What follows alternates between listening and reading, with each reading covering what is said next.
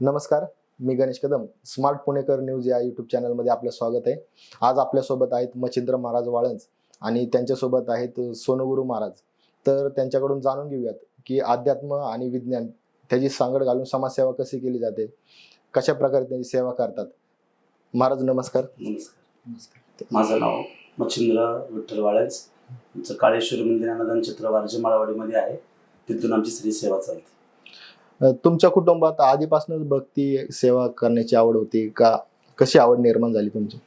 कुटुंबामध्ये म्हणलं तर माझी आई पहिल्यापासून सेवा करायची.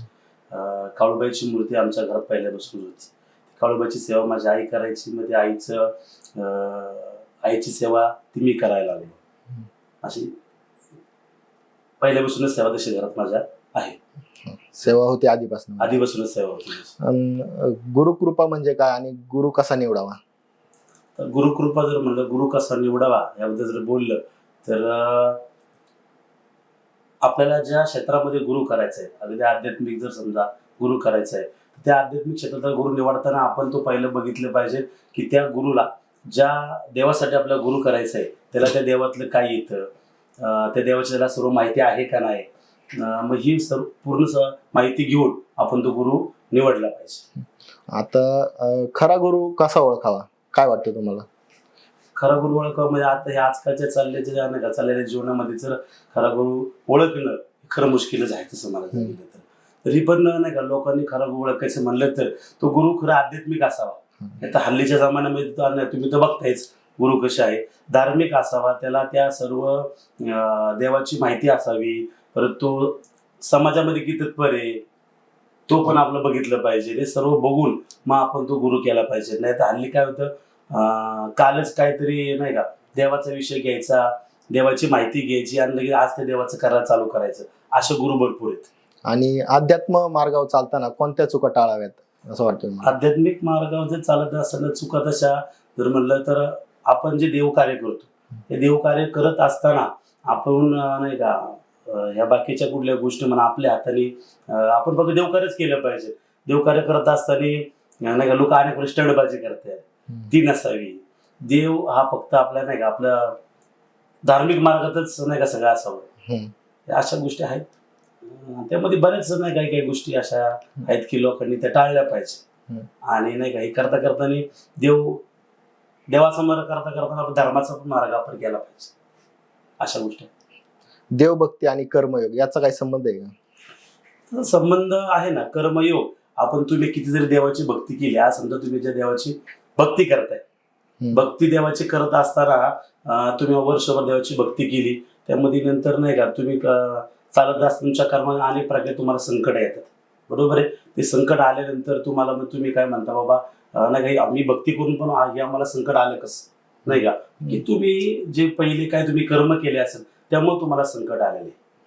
त्याला कर्मयोगाच्या गोष्टी आपण नाही का मानू. रोजच्या जीवनात आपल्या कुलदैवतेची असेल किंवा घरातली जी देवता असेल त्यांची पूजा कशी करावी? रोजच्या इथली तशी जर पूजा जर म्हणली तर देवाची आता रोजची पूजा लोक नाही का आपलं घरात देव असेल ते गेले त्याची पूजा करणं, आंघोळ घालणं, त्यांना पंचामृत आंघोळ घालणं, पूजा करणं, ही रोजची पूजा आहे. आणि नंतर बाकी जर म्हणलं तर साधना वेगळी, पूजा वेगळी.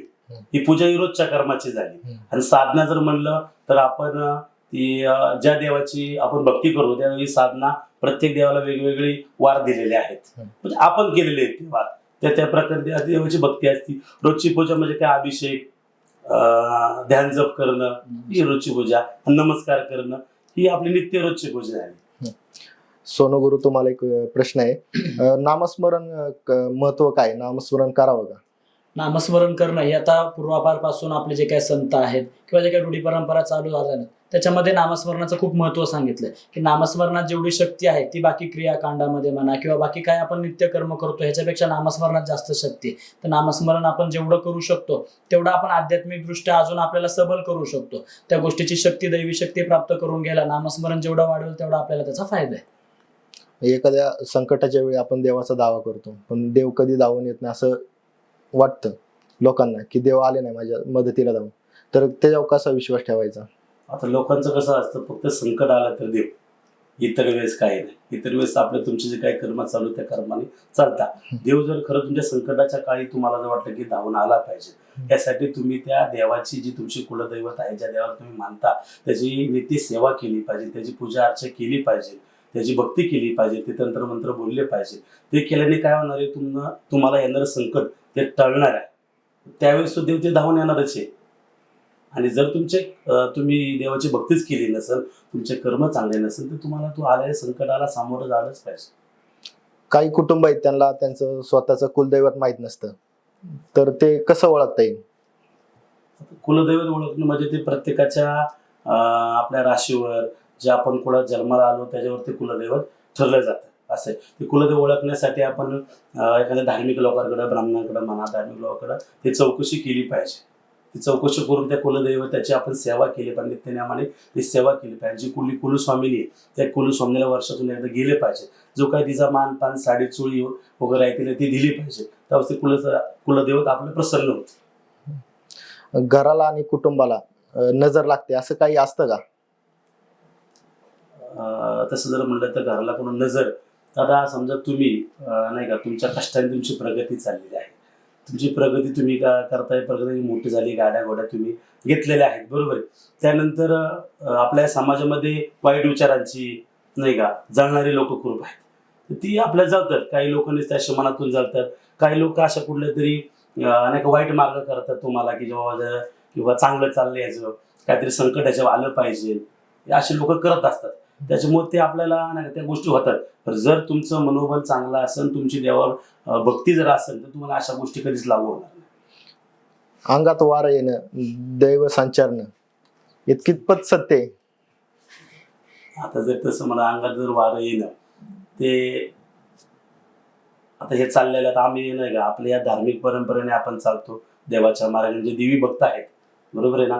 हे करत असताना देवीची भक्ती करत असताना की अंगात संचार येतो, बरोबर. सगळे संचार खरे असतात असे नाहीत, सर्वांचेच खरे असं नाही. जो भक्ती करतो, नाही तर कसं झालं, तुम्ही आज भक्ती करताय, लगेच उद्या तुमच्या अंगात आलं, तुम्ही लगेच ते प्रश्न सोडवायला लागले, हे तसं म्हणायला गेलं तर खोटंच आहे. देव तुमच्या अंगात काही संचारतो, तुम्ही त्या देवाची भक्ती केली पाहिजे, त्या देवाच्या मुळाशी तुम्ही गेलं पाहिजे. ते गेल्यानंतर मग तुमची त्या देवावर प्रेम वाढतं. प्रेम वाढल्यानंतर मग तो तुम्हाला तुमच्या देवाचे गण असतात, त्या स्वरूपामध्ये तो संचार तुमच्या शरीरामध्ये येतो. बरं, तो कसा असतो? तो भक्तीचा असतो. जे देवीचं जे वाद्य वाजतं, त्या वाद्यातून आपल्या अंगामध्ये संचार येतो, तो देवाचा गण स्वरूपात संचार असतो. तुम्ही स्वतः देवीची पूजा करता, तर त्या देवीने काही तुम्हाला अनुभव दिलेत किंवा प्रचिती दिली आहे का, मी आहे म्हणून, किंवा अस्तित्व आहे माझं, तू माझी अशी पूजा कर?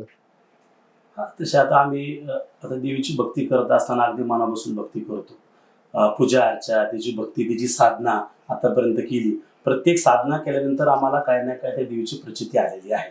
बरं, काही प्रचिती अशा आहेत त्या आपण त्या सांगू शकत नाही, त्या काही प्रचिती आपल्या गुपित ठेवाव्या लागतात. अशा ती प्रचिती आली म्हणून आम्ही त्या देवीच्या पूर्ण मुळापर्यंत आम्ही पोचलेलो आहे. आणि ती आमची भक्ती आहे. आतापर्यंत न मागता तिने आम्हाला भरपूर दिलेलं आहे. जी फक्त भक्ती करायची. आता पण आम्ही तिला कधीच काय मागितलं नाही. लोक नवस करतात, मला हे केल्यावर ते भेटेल, ते केल्यावर ते भेटेल, त्या तुझी सेवा करतो, मला हे दे ते दे, असं लोक म्हणत असतात. तर खरं तर जर तुम्ही भक्ती मनापासून केली आणि जी तिची साधना आहे ती जर केली, तर तुम्हाला देवाकडे मागायची काहीच गरज नाही. न मागता तो देतो. आता तुम्ही नवसाचं बोललात, काही जण म्हणतात नवस केल्यामुळे मुलं होतात, हा, तर ते काय वाटतं तुम्हाला? ती एक श्रद्धा आहे, तो श्रद्धेचा भाग आहे. ती आपण जशी श्रद्धा ठेवू, नवस केलेली मुलं तशी होत नाही. तर काही गोष्टींनी आपले ग्रह असतात किंवा काही आडकाठी असतात, ते देवादिकातले पण आहेत किंवा या बाहेरच्या आपल्या राशीग्रहांच्या पण आहेत. त्या शोधून आपण त्या देवीची जर भक्ती केली अगदी मनापासून, नाही का, आपण देवीकडे मागितलं, मग ते कुठल्याही कारणाने होऊ, तुमची श्रद्धा तिथे बसलेली आहे. तुम्ही देवीची भक्ती करायला, बोलायला आणि नेमकं ते बाळाचा मार्ग तुमचा व्हायला योगायोग असतो. बरं, ते योगायोगाला आपण असं म्हणून चालत नाही, मग देवामुळे नाही भेटलं, मग आपण ती श्रद्धा म्हणतो की जगदंबा तुझ्यामुळेच आम्हाला हे बाळ भेटलं. पैसा, प्रसिद्धी, अध्यात्म यांचा परस्पर काही संबंध आहे का? तसं पैसा, प्रसिद्धी तसं परस्पर तर काही संबंध नाही. आता असं काही नाही की बाबा देव आल्यावर पैसा येतो, असं काही नसते. ते जेणेकरून ते प्रत्येकाच्या नशिबाचा भाग आहे पैशाचा. तुम्ही जे जसं कष्ट करसाल तसं तुम्हाला पैसा आणि प्रसिद्धी मिळते. असं काय नाही की देव करणाराच पैसा येतो, असं काय आहे का? नाही. जो देवाला मानत नाही, आता या जगामध्ये भरपूर लोक ती काही देवाला मानतात, काही मानत नाही, बरोबर आहे. तर न मानणारे पण ते त्यांच्या कष्टाने मोठे असतात, आणि मानणारे पण पैसा आहे, न मानणारे पण पैसा आहे. त्याच्यामुळे ह्या देवाच्या मध्ये प्रसिद्धीच्या पैशाचा काहीच हे नाही. समाजात आपल्या समाजात श्रीमंती असली की त्याच्याकडे शिष्य येतात, असं काय आहे का? आता नवीन ट्रेंड आलेला आहे, तुम्हाला पण माहित असेल. आहे ते तर आहेच. बरं, ते कसं आहे, प्रत्येकाचा बघण्याचा दृष्टिकोन आहे. आज एखादा नाही का व्यक्तीला गुरु करायचा आहे, तर हल्लीच्या तुमच्या म्हणण्याने बरोबर आहे, हल्लीची पोरं किंवा हल्लीचं कुटुंब असो, आपल्याला गुरु करायचा आहे, तो सोन्या नाण्याने मांडलेला असावा, तो मोठा असावा, तो रजिस्टर असावा, असे लोकांचा नाही का भ्रम आहे. मी भ्रमच म्हणायला भ्रम आहे, पण तसं खरं नाही. लोकांनी त्या गोष्टीला बोललं नाही पाहिजे.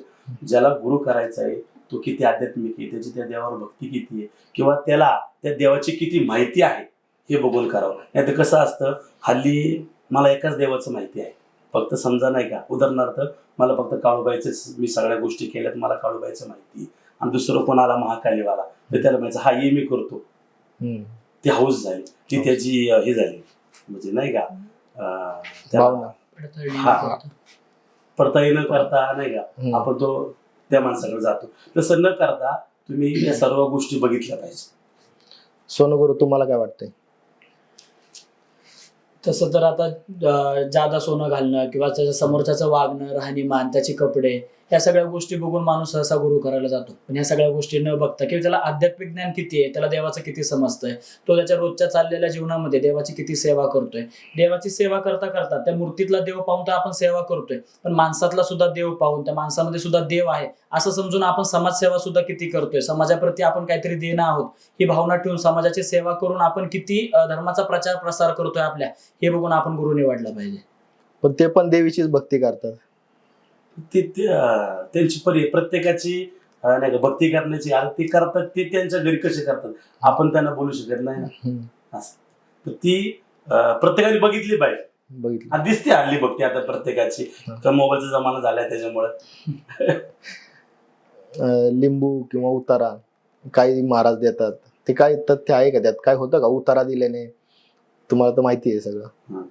तसं तर काही नाही. लिंबू आणि नाही का उतारा ह्याच्यामध्ये आपलं मंदिर तर ह्याच्यापासून लांब आहे. आपल्या मंदिरात तुम्ही कधी पण तुम्हाला नाही का लिंबू, कवळ, हे उताराच्या कुठल्या गोष्टी तुम्हाला दिसणार नाही. आम्ही लोकांना एकच सांगतो, तुम्ही देवाची भक्ती करा, या गोष्टी तुम्हाला कधीच लागू होणार नाही. तर जे काय तुम्हाला करायचं, समजा तुम्हाला बाबा काही गोष्टी वाटतात की आम्हाला अशा काय बाहेरच्या बाधा आहेत, तर तुम्ही या त्या देवीचा, त्या जगदंबेचा अभिषेक करा. अभिषेक करून पण तिला बोलून पण तिला विनून पण ह्या गोष्टी तुमच्या मागे जरी अशी वाईट ग्रह असतील तर ते निघून जातील. अंधश्रद्धा आणि श्रद्धा यातली सीमारेषा कशी ओळखायची? आता जर म्हणलं तर माणसं श्रद्धा असावी, अंधश्रद्धा नसावी. आता हल्ली लोक भक्ती मात्र करत नाही, कुठल्या देवाची भक्ती तर करत नाही. मग आता अंधश्रद्धेला तर लय मानतात. म्हणजे कसं, उदाहरणार्थ तुम्ही रोडने चालले, तुम्ही देवाचे तर कधी पाय नाही पडले आणि मांजर आडवे गेले का तुम्ही लगेच म्हणणार आणि मांजर आडवे गेले, नको जायला, मागं सारावं. म्हणजे काय झालं, तुमची श्रद्धा नाही, फक्त तुमच्या मनात अंधश्रद्धा, भीती ती नसावी. कारण की मांजर आडवी गेल्याने काही आपलं नाही का कुठली कामं आपली आडत नसतात, तुझा रस्ता आहे ती जाती, ह्या भावना माणसाच्या असाव्या. तुम्ही चाललेत, तुमच्या रस्त्यात तुमच्या घरापाशी लिंबू पडलं, तुम्ही घाबरता. घराच्या देवावर तुम्ही पाया पडल्या का नाही, लिंबाला बघून तुम्ही घाबरता.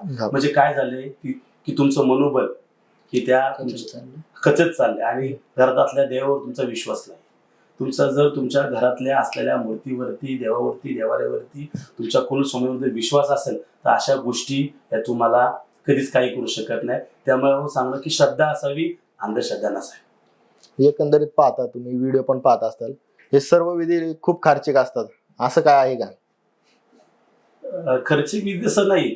प्रत्येकाचा कुठल्याही देवा धर्माला, कुठं देवा की तुम्ही देवा ठिकाणी जाता, बरोबर ना, ती प्रत्येकाची इच्छा असते किती खर्च करायचा, काय करायचं, छोटा हार घ्यायचा का मोठा हार घ्यायचा. आम्ही तुम्हाला काय पण सांगू की नाही येताना माझ्या देवीला मोठाच हार लागेल, तर ते तुम्हाला पण त्या गोष्टीची जाणीव पाहिजे. नाही छोटा झाला तरी देव पावतो. आणि देवाला काय लागतं, हार, साडी, मिठाई, नारळ एवढंच लागतं. तो विषय खर्चिक नाहीये, ते तुमच्यावर पण अवलंबून आहे. नाही, गुरुजींनी सांगितलं मोठा हार घेऊन ये म्हणून काही जण जातात. मग गुरुजींना पण विचारलं पाहिजे तुम्ही, गुरुजी मग छोटा चालत नाही का गुरुजी? ठीक आहे, गुरुजींनी सांगितलं तर मोठा सांगण्याचं काय कारण आहे, गुरुजीला विचारलं पाहिजे. मग ते तुमच्या मनाला पटत असेल तर तुम्ही नेऊ शकता. काही जण कर्ज काढून नवस हे धार्मिक विधी करतात, तर हे कितपत योग्य आहे तुम्हाला वाटतं? कर्ज काढून आपण एक उत्सव किंवा सोहळा साजरा केला पाहिजे? कर्ज काढून तर खरं केलं नाही पाहिजे, कारण की कष्ट हेच आपलं दैवत, हे खरं आपण मानलं पाहिजे. कष्ट करायचं, त्या कष्टातले जे काही 4-2 रुपये येतील त्यातला 1 रुपया 50 पैसे देवाला खर्च करायचा. कर्ज काढून कशाला करायचं? देव म्हणतो का की कर्ज काढूनच माझ्याकडे ये, कर्ज काढूनच माझा खर्च कर, असं देव म्हणतो का? नाही. तर तुम्ही हे पण ओळखलं पाहिजे. परत ते कर्ज नाही फिटलं तर आपण देवालाच दोष देणार. ते कर्जाचं व्याज तर रोज वाढतच जाणार आहे. देवाला आणि ज्या महाराजांनी सांगितले त्यांच्यावरती दोष. तो कर्ज काढण्याची काही गरज नाही. जे आज करायचं ते आपण 4 दिवसांनी करू, पण आपल्या कष्टाचे 2 रुपये साठवून केलं तर त्याचा जास्त फायदा होणार. अन्नछत्र तुम्ही चालवता, अन्नछत्र आणि अध्यात्म एक कसं होतं? म्हणजे अन्नछत्र जे आम्ही चालू केलं, मंदिर बांधल्यानंतर आमच्या दोघांच्या मनात विचार आला की आपण अन्नछत्र चालू केलं पाहिजे. कायसाठी की आता गोरगरीब लोक आहेत की बाबा घासातला घास आपण एखाद्याला दिला पाहिजे. निदान आपल्याकडनं कुणा गोरगरिबाचं एक टाइम जरी भूक भागली तर त्या जगदंबेची सेवा घडली आपल्या हाताने, असं आपण समजून आम्ही अन्नदान चालू केलं.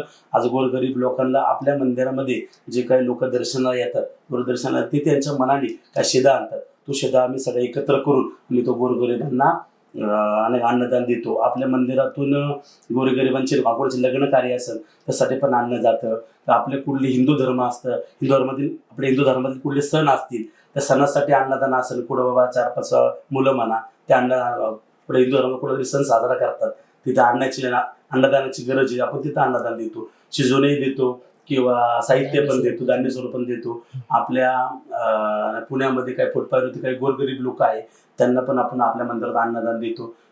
परत काही संस्था आहेत अशा, त्या संस्थेमध्ये जे वृद्ध लोक आहेत ते सांभाळतात, मग आपण त्यांना पण आपल्या मंदिरातून अन्नदान किट देतो. पुढे आपत्ती आली त्या आपत्तीमध्ये नाही का की बाबा त्यांना द्यायचं, आपण मंदिर आपलं किट देतो. आता जी आपल्या लातूरला साईडलाच नाही का, तिकडं पण नाही का आपल्या मंदिरातून 50 किट दिले गोरगरिबांना अन्नदानाची. म्हणजे अन्नदान करण्याची संकल्पना कधी सुरू झाली की ज्यावेळेस लॉकडाऊन होतं, कोरोनाचा काळ होता, त्यावेळेस आपल्या मंदिराचं काम चालू होतं. त्यावेळेस सगळीकडेच पैशा पाण्याची मारामार होती किंवा कोणाला खाण्यापिण्याची पण व्यवस्थित सोय होत नव्हती. तर अशा वेळेस जे भिक्षुक लोक आहेत ते म्हणा किंवा अनेक जोगती समाज आहेत की जे दुकानांमध्ये जाऊन दान धर्मासाठी त्यांच्याकडे अपेक्षा करतात, तर ते सुद्धा दुकानं पण बंद होते त्या पिरियडला. परत देवाची सेवा करणारे गोंधळी वर्ग आहेत, त्यांना कुठे सेवा सादर करून 2 रुपये कमावण्याचा सोर्स पूर्ण बंद होता. तर अशा वेळेस आमच्या डोक्यात संकल्पना आली की आपल्याकडे थोडंफार शिल्लक आहे, तर आपण घरात बसून खातोय, जे लोक जोगव्यात आपल्याला देत आहेत किंवा मंदिर आहे म्हणून देवाच्या चरणी आणून ते दान देत आहेत धान्य, तर ते आपण ठेवून काय किडेच लागणार आहे, ते खराबच होणार आहे. मग त्या कोरोनाच्या काळात आम्ही ते सर्व किट पॅक करून जिथं जिथं शक्य होईना आपल्याला बाबा अशा 10-15 जणांना का होईना ते किट पोहोचवण्याचा प्रयत्न केला, जेणेकरून हे अन्नदानाचं कार्य आपण करू शकतो. मग तेव्हापासून आम्ही ती प्रेरणा धरूनच जसं महाराजांनी आता सांगितलं त्या पद्धतीने अन्नदानाची सेवा आम्ही आता कंटिन्यू चालूच ठेवली. आपल्या मंदिरात पण जरी कोणाचे काही कार्यक्रम असेल, गोरगरिबांचे गोंधळ म्हणा आणि जागरण म्हणा, जागा नसेल कोणाचे तर आपल्या मंदिरात करतो आपण. अन्नदान आपल्या मंदिरातर्फे असतं, त्या अन्नदानाचे कुठल्या प्रकारचे आपण त्याच्याकडून पैसे वगैरे काय घेत नाही. अन्नदान का करावं वाटतं? अन्नदान हे श्रेष्ठ दान असं मानलं गेलं पहिल्यापासून, आपल्या साधू संतांनी आपल्या धर्मामध्ये सांगितलेलं आहे. त्याच्यामुळे तेवढीच आपल्याकडनं गोरगरिबांची पण सेवा होती आणि त्या जगदंबेची पण आपली सेवा घडत, यासाठी आम्ही ते अन्नदान. माणसाच्या 3 मूलभूत गरजा आहेत, अन्न, वस्त्र, निवारा. तर अन्न हे माणसाची सर्वात महत्वाची गोष्ट आहे की जर ती असेल तर आपल्याला पुढे कार्य करायला ऊर्जा भेटणार आहे, तर आपल्या शरीरात त्याची एनर्जी येणार आहे, त्याच्यातून आपण पुढे काहीतरी करू शकतो. तर ते एक अन्न ही एक समोरच्याची गरज, मूलभूत गरज आपण भागवू शकू, या गोष्टीसाठी अन्नदान करणं गरजेचं आहे. आणि अन्न आपल्याला जर 10% आपल्याकडे शिल्लक असेल तर त्यातील 5% आपण एखाद्याला दिलं तर ते काही खराब होणार नाही, त्याच्यातून एक पुण्याचाच वाटा आपल्या नशिबात पडणार आहे किंवा आपल्या कर्मात पडणार आहे. ह्या उद्देशाने आपण हे अन्नदानाचं कार्य करतोय. महाराज, आजची जी पिढी आहे नवीन, ती अध्यात्मापासून दूर जात आहे, ती वेगवेगळ्या वळणाला लागत आहे, तर काय वाटतं त्याच्याबद्दल तुम्हाला? आजची जी पिढी वायात चालली याला त्यांचे आई वडील कारणीभूत आहे. त्यांनी काही त्यांना त्यांचा धर्म सांगितला नाही, त्यांचे कुलदैवत सांगितलं नाही. कसं असतो, जो माणूस कुठल्या देवाचं करतो तो थोडंफार कुठलं कर्म करायला घाबरतो, बरोबर आहे का ना? जो देवाचं करतो जो देवाला मानत नाही तो कधी कशाला घाबरत नाही, कुठलं कर्म करायला घाबरत नाही. म्हणजे उदाहरणार्थ की बाबा एखादा मुलगा आहे, दारू पिऊन येतो आणि आई वडिलांना मारतो, म्हणजे तो कुठलं कर्म करायला घाबरतच नाही. तो जर मुलगा देवाला मानत असेल तर तो ते कर्म ते कृत्य करायला घाबरत, तो आई वडिलांना मारण का नाही. कितीतरी अशा ठिकाणी आहे की आजकाल मुलं आईवडिलांना मारतात. हिचं कारण काय आहे? आणि व्यसनी आहेत, कारण स्वतः त्यांचे आईवडील आहेत. धर्म सांगितला पाहिजे. मेन मूळ लहानपणीच आपल्या मुलांना आपण आपला धर्म, हिंदू धर्म सांगितला पाहिजे. तर तेव्हा आपली पिढी, ही आजकालची पिढी चांगल्या वळणाला लागेल आणि सुधरेल आणि आध्यात्मिक होईल. महाराज, असं लोक म्हणतात की अपघातात किंवा मृत्यू झालेला ते भूलोकीच राहतात, त्यांना वरती हे घेत नाहीत, म्हणजे देवाकडे ऍक्सेप्ट करून पुनर्जन्म होत नाही का? ते खरं असतं का? पुनर्जन्माची कन्सेप्ट खरी आहे का? नाही, पुनर्जन्माची जर तसं म्हणा गेलं तर ती खरी नाहीये. पुनर्जन्म आपला होतो, फक्त हा मानव जन्म परत नाही. आपला पुनर्जन्म होतो, या मानव जीवनात होत नाही. दुसऱ्या कुठेतरी जीवामध्ये आपला पुनर्जन्म होत असतो. त्याच्यामुळे पुनर्जन्म हा मानवाचा नाही. देव नेमकं काय पाहतो आपल्यात? आपली भक्ती बघत असतो. आपण जी भक्ती, कशा प्रकारे भक्ती करतोय आपण ते बघत असतो. आपल्या मनातील भाव, जी काय आपण देवाची सेवा करतोय ती सेवा कशा पद्धतीने करतोय, की बाबा आपल्याला मनात आपल्या निर्मळता किती आहे, सोजवळपणे आपण किती सोजवळ पद्धतीने देवाची सेवा करतोय, की आपल्या मनातील प्रामाणिक भाव, आपण केलेली सेवा देव पाहत असतो, किंवा फक्त लोकांना दाखवण्यासाठी दिखावा करून बाबा 4 लोक जमा झालेत म्हणूनच आपण हे करायचं, देवाला सजवायचं किंवा देवाची सेवा करायची, 4 लोकांना दिखावा करायचा, ह्या सगळ्या गोष्टी देव पाहत नसतो. फक्त मनातील निर्मळ मन आणि स्वच्छ भावनेने केलेली सेवा फक्त देव पाहत असतो. तुम्ही देवीची पूजा करता, तर समाजावर काय परिणाम होतो? देवीची पूजा करतात काही जण किंवा देवाची पूजा करतात, असं काय परिणाम होतो का? हे देवीचीच पूजा करतायत. अनेक लोकांना असं वाटतं की बाबा देवाची सेवा करतायत म्हणजे चुकीच्या गोष्टीचं काय करतायत, किंवा आता आमच्याकडे येणारे पण 10-20% का होईना यंग जनरेशन आहे, की जी मुलं सध्या म्हणजे सेटल व्हायच्या मार्गावरती, तर त्यांना सुद्धा बोललं जातं की काय देव करायचं आहे, काय देवाची सेवा करून होणार आहे. तर असं काय नाही, देवाची सेवा केली म्हणजे माणूस बिघडतो किंवा चुकीच्या वळणावर आहे असं नाही. जर आपण चौकात बसून 4 पोरांच्या टवाळकी करण्यापेक्षा तेवढाच वेळ एखाद्या मंदिरात जाऊन भजनामध्ये घालवला किंवा देव काय आहे हे समजून घेण्यात घालवला, त्याच्यातून जर आपल्या धर्माचा प्रचार होणार असेल तर पुढे ते आपल्या सगळ्यांसाठीच ते फायदेशीर आहे. आणि आता आपल्या मंदिरात सुद्धा जे काय आपण देवाची सेवा करतोय, हे करता करता धर्माचा पण प्रचार आपल्याकडे चालू आहे. दर अमावस्याला छत्रपती शिवाजी महाराजांची आरती होते, त्यानंतर समाजाला काही उपदेश व्हावा यासाठी कीर्तन सेवा होते. फक्त देवाचं करता करता बाकीच्या गोष्टी, धर्माचा प्रसार व्हावा यासाठी आपण प्रयत्न करतो, म्हणजे समाजात प्रबोधन करतात, प्रबोधनाचं काम करतात. चालू. अध्यात्मासाठी संसार सोडणं गरजेचं आहे का? काही जण संसार सोडून अध्यात्माकडे जातात, का संसारात राहून पण देवाची भक्ती करता येते? जसं आपल्या संतांनी सांगितलेलं आहे, परपंच करून परमात्मा करा. आपल्या संतांची शिकवण आहे. त्याच्यामुळं काही नाही का, परमात्मा करण्यासाठी संसार सोडण्याची काही गरज नाही. आपण कसं आहे, आपण एकीकडे म्हणतो आपला हिंदू धर्म धोक्यात आहे, आणि एकीकडे आपण देवाचे काही लोक देवाची भक्ती करणं संन्यास घेतात. हे खरं माझ्या जरी धर्म नाही का शास्त्रामध्ये असेल तरी माझ्या मनाला ते पटत नाही. कारण की आपण मग काय करतो, आपल्या आपण धर्माबद्दल पण बोलतो आपला हिंदू धर्म धोक्यात आहे. आपल्यामुळे पण धोक्यात आहे ना. जो संन्यासी होतोय, धर्म कसा वाढणार, लोकसंख्या कशी वाढणार, आपली कमीच होणार ना आपण संन्यास जर घेतलं तर. तसं काय नाही की नाही का, प्रपंच मध्ये पण आपण नाही का देवाची सेवा करू शकतो, आध्यात्मिक प्राप्त करू शकतो. इतर महाराजांप्रमाणे तुम्ही पशु हत्या करत नाही, का करत नाही? ते जर तसं मागितलं तर पहिलं तर आमच्या मनाला पटत नाही. कारण की पशु कुठलाही असो तो जीव आहे, बरोबर. तसा आपला जीव तसा त्याचा जीव. आणि आपण ज्या देवीची भक्ती करतो, ज्या देवाची भक्ती करतो आपण, ती जननी म्हणतो. जननी म्हणजे जगाची माई, जगदंबा. ती जगाची माई, सर्व जगामध्ये अनेक प्रकारचे जीव आले, किडा मुंगी, आपला माणूस कुणी आलं, मग त्या माईला चालेल का की आपल्या मुलाचा इथं जीव दिला, आपल्या पुढे त्या मुलाला कापलेलं, तिला चालेल का? ती कशी प्रसन्न होईल? लोकांना की देवाला प्रसन्न करायचं असतं, बरोबर आहे ना. तर ती देवीला लागतच नाही, उलट ती क्रोधित होईल. त्याच्यामुळे ती पशु हत्या ही सगळीकडची खरं बंद झाली पाहिजे. आणि प्रशासनाने पण त्याच्यावर खरं ना, जी काही ठिकाणी बंदी केली होती त्या ठिकाणी परत चालू झालेली. याच्याकडे तुमच्याकडे काय उपाययोजना आपल्याला करता येतील की तुम्ही, की आपणच यातून एक ना ज्ञानप्रबोधन करायचं, आपणच लोकांना सांगायचा प्रयत्न करायचा. ज्यावेळेस आपण आपल्या मंदिरात कालीमातेची मूर्ती स्थापना केली, यावेळेस तर आम्हाला सगळ्यात मोठा विरोध झाला की तुम्ही कालीमाता बसवताय, कालीमातेची स्थापना करताय, मंदिर केलं तर तुम्हाला रक्त द्यावं लागेल किंवा पशु हत्या करावी लागेल. सगळ्यात मोठा त्यावेळेस आम्हाला विरोध झाला. मग आमच्या गुरूंच्या मार्गदर्शनाने आम्ही ह्याच्यावरती काहीतरी मार्ग निघावा की ठीक आहे बाबा, देवाला रक्तच पाहिजे नाही ना, तर देव असं म्हणत नाही की एखादा मुका जीव कापा आणि त्याचं मला रक्त द्या. जर आमच्या स्वतःच्या स्वार्थासाठी आम्हाला हौस आहे म्हणून आम्ही जगदंबा स्थापित करतोय, कालीमाता बसवतोय, तर तिला रक्तच पाहिजे नाही, तर आम्ही आमच्या दोघांचं बोट कापून तिथं देवीला त्या रक्ताचा टिळा दिला की बाबा तुला रक्तच पाहिजे नाही, तो आमचं घे, परंतु मुक्या जीवाचा जीव घेऊ नको. तर अशा अनेक उपाययोजना आहेत की त्या आपण करून ही पशुहत्या थांबवू शकतो. पशुहत्या करणं एवढं काही गरजेचं नाही. जिथं तुम्ही पशुहत्या करून त्याचा नैवेद्य दाखवणार आहे तर त्याच्याऐवजी तुम्ही गोड पुरणपोळीचाही नैवेद्य करून देवाला दाखवू शकता. जरी आपण 100 बकरे कापले तरी त्याचा एकही तुकडा कधी मंदिरात देवाच्या जात नाही, त्याला बाहेरनच नैवेद्य दाखवला जातो. जर आपण एक छोटासा पुरणपोळीचा नैवेद्य केला तो देवापर्यंत पोहोचणार आहे. तर आपण त्या पद्धतीने सुद्धा देवाला नैवेद्य देऊ शकतो. आणि आम्हाला या प्रकारचे विरोध व्हायला लागले. आता प्रत्येक कार्यक्रमामध्ये पशुहत्यावर सांगतो ना, आम्हाला फोन यायला लागले की तुम्ही सांगू नका, व्हिडिओ डिलीट करा व्हिडिओ, असं आम्हाला सांगण्यात आले. तर आम्ही काय आमचं काम थांबवणार नाही. पशुहत्याचं जे काही लोकांना सांगायचं ज्ञान आम्ही आमच्या जीवात जीव आहे तोपर्यंत सांगत राहणार आणि आमचा ह्याला विरोध असणार. पण ही परंपरा पूर्वीपासूनच चालत आलेली आहे, ती कधीपासून सुरू झालेली आहे आपली पशुहत्येची? आता ही परंपरा जर म्हणलं तर अनेक वर्षापासून परंपरा एका देवाने नाही लावली. हे कसं आलं, परंपरेत त्या काळामध्ये किंवा त्या वेळामध्ये कोणी एक व्यक्ती असेल, त्यांनी सांगितलं कापाय म्हणून कापलेले, देवाने सांगितलं का, साक्षात देवाने सांगितलं का, देवीने सांगितलं की मला लागतं म्हणून, किंवा असं कशा कुठल्या ग्रंथामध्ये ह्या गोष्टीचा उल्लेख नाहीये की माझ्या पुढे बकरच कापलं पाहिजे, कोंबडच कापलं पाहिजे, असा उल्लेख नाही. हे काय तुम्ही आम्ही लोक ग्रामीण भागामध्ये, तुम्ही आम्ही लोक की आमच्या अंगात संचार आला आणि किंवा तू आजारी तू एखादं बकरं काप सांगितलं, किंवा 4 पायाचं काप असं सांगण्यात आलं. 4 पायाचं, मग आता काही काही लोकांना कळत नाही 4 पायाचे अनेक प्रकारचे प्राणी आहेत, ती लोक कुत्रं का कापत नाही.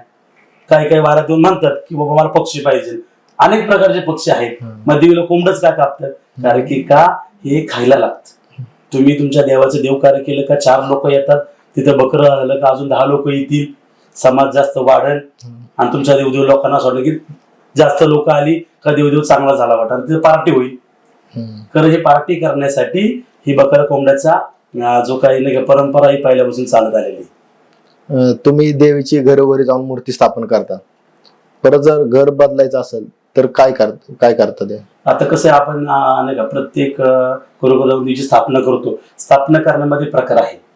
जर पाषाण मूर्ती असेल तर तिची प्राण प्रतिष्ठापना केली जाते. म्हणजे प्राण प्रतिष्ठापना म्हणजे स्थिर जागेवर, आणि प्राण प्रतिष्ठापना झाल्याने त्याला कळस लागतो.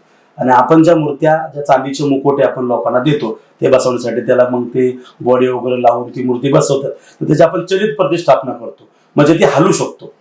अशी ती चलित प्रतिष्ठापना करून आपण लोकांच्या घरोघरी देवा स्थापन करून देतो. म्हणजे जरी तुम्ही घर बदललं तर ती तुम्ही दुसरीकडे घेऊन जाऊन ती स्थापित करू शकता. ग्रामीण भागात आपल्या स्त्रियांना देवळात जाण्यास बंदी असते, तर काय वाटतं तुम्हाला? आता काही काही ग्रामीण भागामध्ये स्त्रियांना देवळात येऊन देत नाही. हे खरं तर मला पण कारण कळलं नाही. कारण की ज्या मंदिरामध्ये तुम्ही स्त्रीला येऊन देत नाही त्या मंदिरामध्ये तो जो देव आहे, उदाहरणार्थ भैरवनाथ आहे, काही काही ठिकाणी आहे की भैरवनाथची मंदिर असेल तिथे स्त्रीला आतमध्ये जाऊन देत नाही, बाईची मागणी चालत नाही. तर मुळात तिथल्या लोकांना हे कळत नाही की जो आतमध्ये देव बसलाय तो जोगेश्वरीला घेऊन बसलेला आहे. ती जोगेश्वरी कोण आहे? एक स्त्रीचे, त्या स्त्रीला तो घेऊन बसलाय. मग तुम्ही तुमच्या स्त्रियांना विरोध का करता? आणि देवाने कुठं सांगितलेले, कुठे देव कुठं बोललाय का की स्त्रीला नको? तो का म्हणत स्त्रीला नको? खरं भैरवनाथ ही जगदंबा ही काली ज्यावेळेस युद्ध काळामध्ये भैरव तिचा सेनापती होता, तो बटुक भैरव हा तिचा सेनापती होता. मग ती त्याला घेऊन चालली, मग तुम्ही स्त्रीला त्या मंदिरात काय येऊन देत नाही? हे खरं हे लोकांनी त्यांच्या मनाने केलेले, कुठल्या देवाने सांगितलं नाही, कुठल्या शास्त्रामध्ये सांगितलं नाही, त्याला शास्त्राचा आधार नाही. हे प्रत्येकाने आपापल्या मनानेच केलेले की गर्वच आहे. फक्त पुरुष करू शकतो. पुरुषाला काय पाहिजे? मोठेपणा पाहिजे. या गोष्टीसाठी केलेले सर. गुरु आणि शिष्य त्या नात्याकडे येऊ आपण. गुरुने शिष्य निवडताना काय विश्वास ठेवतात का? म्हणजे शिष्य कसा असावा, ते विश्वासू असलं पाहिजे, असं काय असतं का? आता कोणतंही नातं म्हणलं तरी विश्वासावरच अवलंबून असतं. जरी मुलगा असो, आईचं मुलाचं नातं असलं तरी त्याच्यात काही ना काही विश्वास असतो. बहीण भावाचं नातं असो किंवा मैत्री असो, हे प्रत्येक गोष्ट आपली विश्वासावरतीच अवलंबून आहे. तसंच गुरु शिष्याच्या नात्यात सुद्धा विश्वास असणं खूप गरजेचं आहे. त्या विश्वासानेच शिष्याची गुरुवरची श्रद्धा म्हणा किंवा गुरुचं शिष्यावरचं प्रेम म्हणा, विश्वास म्हणा, ह्या गोष्टी गरजेच्या आहेत.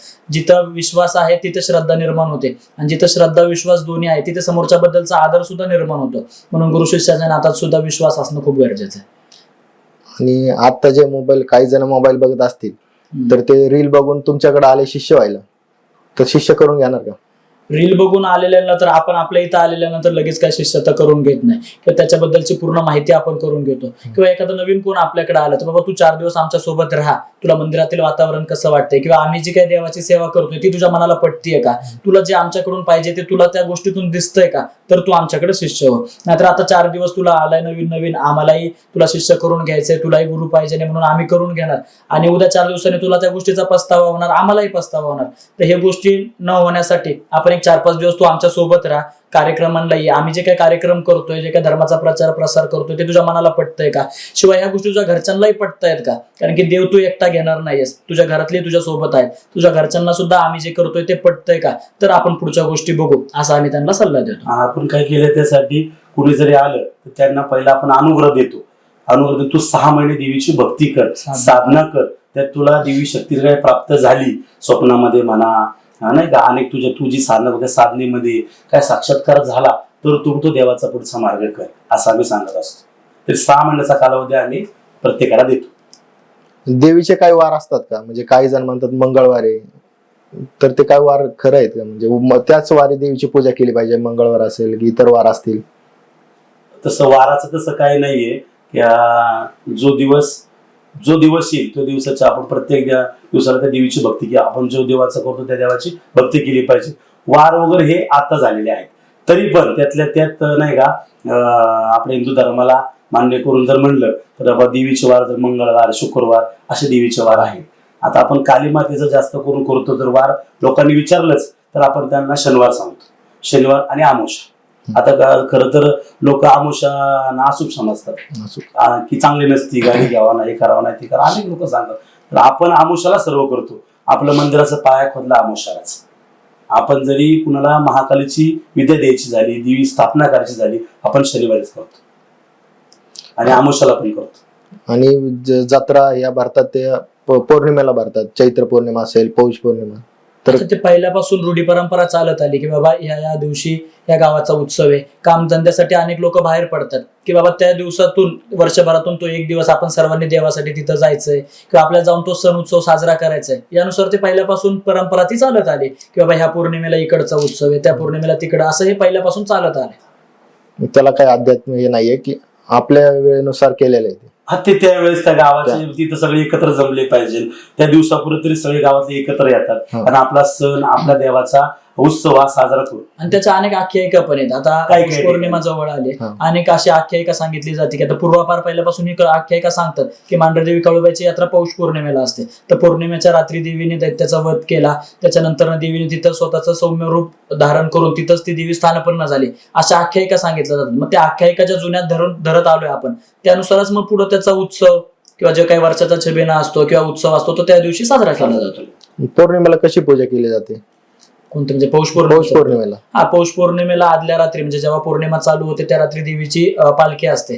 मांढरदेवी येथे गुरुवांच्या घरी, जिथे देवीचं पहिल्यापासून पालखीचं ठिकाण आहे, तिथं देवीची सर्व पूजा अभिषेक होतात. तिथून देवी पालखीत बसून मग गावातील भैरवनाथ मंदिरात देवीची पालखी येते. मग तिथं आरती वगैरे करून तिथून मग देवीच्या मंदिरामध्ये देवीची पालखी मिरवली जाते. असं तिथं 3 दिवसाचा हा पौर्णिमेपासूनचा सोहळा चालू असतो पौष महिन्यात. चैत्र पौर्णिमेला तुळजापूर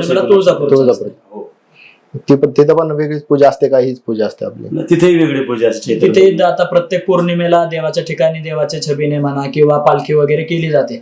तर तुळजापूरमध्ये सुद्धा दर पौर्णिमेला आईसाहेबांची पालखी, तिथे जे काही पुजारी वर्ग आहे, जो पूर्ण समूह आहे पुजाऱ्यांचा, त्यांच्या मार्फत ती देवीची छबिना मिरवणूक केली जाते. तसेच चैत्र पौर्णिमेचा एक सोहळा, देवीचा वेगळा सोहळा आहे किंवा वर्षातील पहिली पौर्णिमा आहे, तिला जास्त मान आहे. चैत्र नवरात्र चालू असतं, चैत्र नवरात्रानंतर ही पौर्णिमा येते, तर त्यामुळे त्याचा एक विशेष मान म्हणून देवीला ती पूजा अर्चा तिथं पण केली जाते. महाराजांना भेटायचं म्हणलं की त्यांच्या फीज असतात, त्या खूप महागड्या, सामान्यांना परवडत नाहीत. पण एवढ्या हाय का म्हणजे एवढ्या भरमसाठ फी का ठेवता तुम्ही? आता फी ठेवण्याचं प्रत्येकाचं वैयक्तिक काहीतरी कारण असेल. त्यांचा दरबार तेवढा मोठा असेल म्हणून ती मोठी फी आहे, बरोबर. जो माणूस जाणार आहे त्यांनी हे विचार केला पाहिजे की आपण तिथं जाणारी एवढी फी देणं खरंच गरजेचं आहे का, ही फी कशासाठी लागतीये, हे पण त्याचा विचार केला पाहिजे. की जी फी घेतात घेऊ द्या, त्यांचा वेळ जात असेल, त्यांचा सगळा त्याचा वेळ खर्च होत असेल, घेऊ द्या. पण एवढी जी फी घेतात ती खरं त्या फीचं काय करतात, घेतलेल्या फीचं काय करतात, हा विचार केला पाहिजे देणाऱ्यांनी. असं फी देण्यासाठी काही नाही, पण ती फी आपल्याला स्वतः परवडली पाहिजे, की बाबा आपण लोकांकडून घेऊन तिथं फी देणार आहे आणि नंतर तिथं जाऊन बसणार आहे, तर ते चुकीचं आहे. नाही ना फी तर सरळ जाऊन एखाद्या मंदिरात देवाला हात जोडले, आपलं म्हणणं सांगितलं, 4 दिवस देव ऐकणार नाही, 5व्या दिवशी का व्हायना ऐकेल किंवा त्याच्यातून काहीतरी करण्याची आपल्याला पॉझिटिव्ह एनर्जी भेटेल. पण तिथं महाराजांपाशी एखाद्या जाऊन तिथं आपल्याला परवडत नाही तरी ती फी तिथं भरून तेच आपण जे करतोय ते चुकीचं आहे. तर ती फी जरी आपण तिथं दिली तर त्याच्यातून ते काय कार्य करतायत, पुढे ते कशासाठी वापरणार आहे. शेवटी कोणी जरी काय करत असलं तर देव जरी घेऊन बसलं तरी त्याला हार फुल नारळ तर दिव्याला तेल तर प्रत्येकाला लागणारच आहे. तर तेवढे 4-2 रुपये तरी त्याचा तो जर वेळ तेवढा देत असेल तर लोकांकडून ते 4-2 रुपयाची अपेक्षा तो करू शकतो. परंतु ती अपेक्षा 4-2 रुपयाची न असून 4-2 लाखाची असेल तर ते चुकीचं आहे. तर आपण जे समोरचे भाविक भक्त जे येणार आहेत ते ज्याच्यातून 2 रुपयाचे तिथे देत आहेत ते कार्य सुद्धा सत्कार्याला लागले पाहिजे, ते पैसे सुद्धा सत्कार्याला गेले पाहिजे. हे उद्देशाने असेल तर 2 रुपये द्यायला आपल्याला काही अवघड नाही. काय काय महाराज आहेत ते लांबूनच दर्शन देतात, तर काय वाटतं त्याबद्दल तुम्हाला? बरेचसे असे महाराज आहेत ते लांबून दर्शन देण्यापेक्षा तर स्वतःलाच देव म्हणून समजतात. एक असं मंदिर करून त्या मंदिरात स्वतः बसायचं, स्वतःचं गुरुपूजन करून घ्यायचं, देवाच्या शेजारीच आपली गादी ठेवून अगदी देव ज्या लाईनीत बसला त्याच लाईनीत आपण बसायचं आणि आपली पूजन करून घ्यायचं. इन्स्टाला पण भरपूर अशा अनेक साधू संतांचे व्हिडिओ जे आता सुद्धा हयात आहेत, त्यांच्या अशा व्हिडिओ आहेत की सागवानी मंदिरामध्ये स्वतः बसणार, मग ते देव असल्यासारखं त्यांचे भाविक भक्त पूजा करणार, त्यांना हार घालायला. ठीक आहे, हार घालो कोणाची करत नाही, आम्ही कुठे गेलो तर स्वागतासाठी माणूस तसं करतो, पण ते करण्याची पण एक पर आहे. जर आपण स्वतःलाच देव समजून देवाच्या ठिकाणी बसून स्वतःची पूजा करून घेत असेल तर ते चुकीचं आहे. ठीक आहे, तुम्ही गुरुपदावर आहे, गुरु हा देवापेक्षा श्रेष्ठ शिष्य समजत असतो, पण त्या गुरुने सुद्धा आपण देवापेक्षा श्रेष्ठ आहे असं कधी समजायचं नसतं. ठीक आहे, तू गुरु आहेस, गुरुची पूजा करून शिष्य करणार आहे, तर आपण देवाच्या समोर बसलं पाहिजे. जे देव जेवढ्या हाईटला आहे त्याच्यापेक्षा थोडी कमी हाईटवरती आपण बसलो पाहिजे, किंवा देव ज्या देवारी बसलेत, ज्या गादीवर बसलेत त्याच गादीवर आपण बसून स्वतःची पूजा करून घेणं चुकीचं आहे. एवढं पण आता समजा तुम्ही देवाचं म्हणजे हा विषय निघाला म्हणून देवाचं समजा आम्हाला मानता नाही का, की तुम्ही मानता की आम्ही नाही का की आमची पूजा करता. हल्ली असे काही काही गुरु की ते ज्या देवीचं तुम्ही करता त्या देवीचं कुंकू पण लावून घेत नाही. का लावून घेत नाही? की ती आपले मेकअप खराब होईल, इथली जागा खराब होईल म्हणून कुंकू लावून घेत नाही.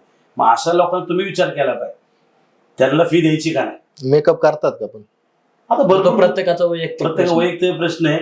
भरपूर मेकअप असतो हल्लीच्या नाही का. ह्या देवी जास्त करून देवी भक्तांचं मी सांगत आजकालच्या आपल्या महाराष्ट्रामध्ये जास्त आहे. मेकअप भरपूर असतो त्यांच्या नाही का, त्यांच्या मेकअपचेच भरपूर त्याचे व्हिडिओ आहे. ते मेकअप करताना त्या मेकअपला त्या पार्लरमध्ये गेलेले असे भरपूर व्हिडिओ आहे. मग अशा लोकांकडं तुम्ही विचार केला पाहिजे की आपण खरं ह्यांना महाराज म्हणून किंवा ह्यांना गुरु म्हणून घ्यावं का नाही आणि त्यांना फी द्यावं का नाही. जे कोण आपण गुरु करतो त्या गुरुमध्ये आपण जे देवाची साधना करणारे त्याचं रूप त्या गुरुमध्ये आपण पाहत असतो. पण देवीने कधी एवढा शृंगार केला होता बरं? केला जरी तिने, जर आपण आता कालीमातेची साधना करतो तर कालीमाता, प्रत्येक देवीचं मूळ म्हणलं तर कालीमातेपासूनच आहे, की प्रत्येक देवीने ज्यावेळेस युद्धाला अवतार घेतला तेव्हा कालीमातेचं स्वरूप घेऊन तिने युद्ध खेळलं किंवा त्या अवतारात ती होती. तर त्यावेळेस तिने कधी एवढा मेकअप केला की बाबा आता मला युद्धाला जायचंय मग मी मेकअप करून गेलं पाहिजे?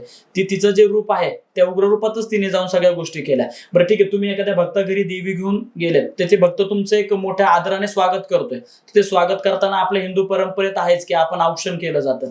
त्या औक्षणाच्या वेळेस जर समोरचा आपल्या कपाळाला कुंकू लावत असेल तर आपण त्याला नको लावू, हे माझ्या गळ्यात सोन्याची चैन आहे तू ह्याला कुंकू लाव. तर हे म्हणणं चुकीचं आहे ना. जे आहे तुम्ही जे औक्षणाची परंपरा पहिल्यापासून चालत आली त्या परंपरेने जर आपण चाललो तर आपला धर्म पुढं प्रसारित होणार आहे. आणि आपला धर्म जर म्हणला तर या देवाच्या मध्ये काही नाही का कलर आहेत तेच त्या धार्मिक विधीमध्ये वापरले जातात. असं पिवळा, लाल, पांढरा अशा प्रत्येक संप्रदायामध्ये तिथे कलर दिलेले आहेत. देवी भक्त जर म्हणलं तर पिवळा आणि लाल.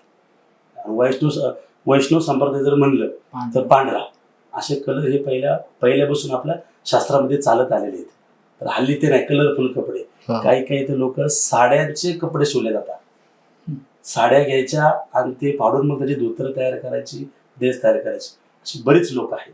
1 कोटी म्हणता येणार जे की आपल्या पूजेत चालत नाही. शिवलेलं वस्त्र म्हणा किंवा शिवलेलं धोतर, देवपूजा करायची असेल तर आपल्याला धोतर घालूनच देवाची पूजा करावी लागते. पण ते जर आपण शिवलेलं घालतोय त्याला फक्त आपला वेळ वाचला पाहिजे, पॅन्ट सारखं घालायचं, नाडी बांधून देवाच्या पूजेला उभं राहायचं, तर हे चुकीचं आहे.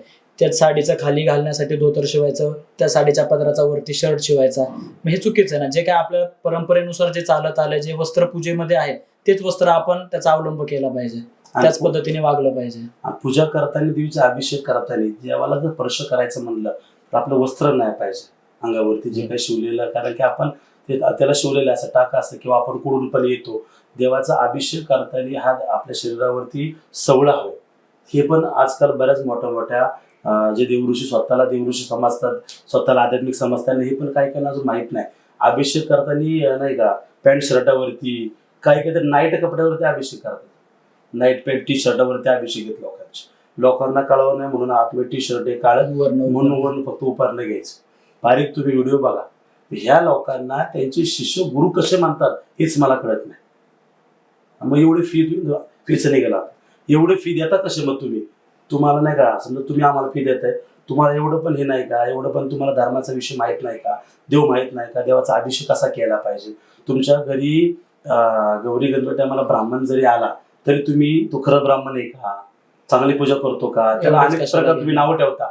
मग तुम्ही ह्या अशा लोकांना एवढे पैसे देता कसे, ह्याचा तुम्ही विचार करत नाही का. तो तुम्हाला गुरु करायचा आहे, गुरु आयुष्यभर असावा, तुम्हाला गुरु करायचं, मग तुम्ही हे का बघत नाही. अभिषेक करताना त्यांना देवीच्या अभिषेकाचे मंत्र माहित नाही, फक्त ज्या देवीचा करते देवीचं फक्त नाव घ्यायचं, एवढेच शब्द. काही न तर बाकीच्या देवीची स्त्री अभिषेकला स्त्री सुख पण येत नाही. हे सगळं तुम्ही बघितलं पाहिजे, मगच 4-2 रुपये तुम्ही आम्हाला दिले पाहिजे का. त्यावेळेस मग तुम्हाला पण दिलेल्या 4-2 रुपये समाधान लागेल. आपल्या घरी सत्यनारायणची पूजा केली जर ब्राह्मणांनी चांगली केली तर समाधान लागतं, इतर वेळेस लागतं का. तुम्ही ब्राह्मण गेल्या म्हणून काय बोलला काहीच कळलं नाही आम्हाला, अशी गोष्ट. महाराज, गेनमाळ करणं म्हणजे काय असतं? गेनमाळ करणं म्हणजे एखाद्या भाविक भक्तांना त्यांच्या घरी देवीची स्थापना करून घ्यायची असते, गुरुमार्ग करायचा असतो. तर अशा वेळेस घरी देवीची स्थापना आहे, त्यावेळेस देवीच्या गोंधळाचा कार्यक्रम केला जातो. त्यावेळेस जे कोण शिष्य आहे, मग ते पुरुष असो किंवा महिला असो, तर त्यांना गुरु शिष्य म्हणजे पहिलं तर एक मुलगा आणि त्याची आई असते. मग ती गुरु स्त्री असो किंवा पुरुष असो, ती गुरु हे आईच्या जागेवरतीच समजलं जातं. आणि शिष्य आपल्या मुलासमान असतो. तर शिष्याला मांडीवर घेऊन, जर लेडीज असेल तर आम्ही सहसा मांडीवर घेत नाही, शेजारी बसून त्यांना तो मंत्र दिला जातो. तर त्यावेळेस कानामध्ये गुरु मंत्र दिला जातो, जेणेकरून त्या देवाला आपण प्रसन्न करून घेऊ शकतो किंवा त्या देवाची सेवा साधना करण्यासाठी त्या मंत्राचा जप करणं गरजेचं असतो. तर असा मंत्र त्यावेळेस शिष्याच्या कानात सांगितला जातो. पण अनेकशे असे गुरुवरे आहेत किंवा समाजात आम्ही पण पाहतोय किंवा त्यांच्याकडचे फिरून ती लोक आमच्याकडे येतात तेव्हा सांगतात की गुरुनी मंत्र दिला, पण त्या मंत्रामध्ये स्वतःचं नाव होतं. म्हणजे गुरु मंत्र देवाचा पुढे प्रचार करण्यासाठी मंत्र देतोय, तर त्या मंत्रामध्ये स्वतःचं नाव सांगतोय, म्हणजे तो गुरु स्वतःला देवासमान समजतोय. तर तसं न समजता आपण फक्त देवाचाच मंत्र तिथं दिला पाहिजे, स्वतःचं नाव त्याच्यात घेण्याची कोणत्याही प्रकारची गरज नाहीये. मंत्र देताना देवाचं वर्णन किंवा देव ज्या ठिकाणी आहे त्या ठिकाणाचं वर्णन करणं आपल्याला गरजेचं असतं. काही लोक मंत्र स्वतः तयार करतात, इकडले तिकडले शब्द तयार करून. जो मंत्र आपण त्या शिष्याला देतो तो मंत्र आपला शास्त्राला धरून असावा, त्या देवाला धरून असावा. नाही तर हल्ली फक्त इकडलं थोडं तिकडलं थोडं करायचं, तो मंत्र तयार करायचा आणि द्यायचा, असं हल्ली चाललेलं आहे. ज्यांना मंत्र दिलंय त्यांना पण माझं सांगणं आहे, जो तुम्हाला गुरुनी मंत्र दिलाय त्यात जर गुरुचं नाव असेल तर तो मंत्र देवाचा नाही. तुम्ही तो किती जरी पाठांतर केलं, किती साधना केली तर तुम्हाला काहीच प्राप्त होणार नाही. शिक्षण महत्वाचं आहे का? हो, शिक्षण तर पहिलं महत्वाचं आहे, कारण देवाचे तुम्हाला सर्व ग्रंथ वाचायचे, मंत्र पाठ करायचे, मंत्र बोलायचे. हे मंत्र तुम्हाला शिक्षणाशिवाय येणारच नाही. शिक्षण सर्वात महत्वाचं आहे, शिक्षणाशिवाय पर्याय नाही.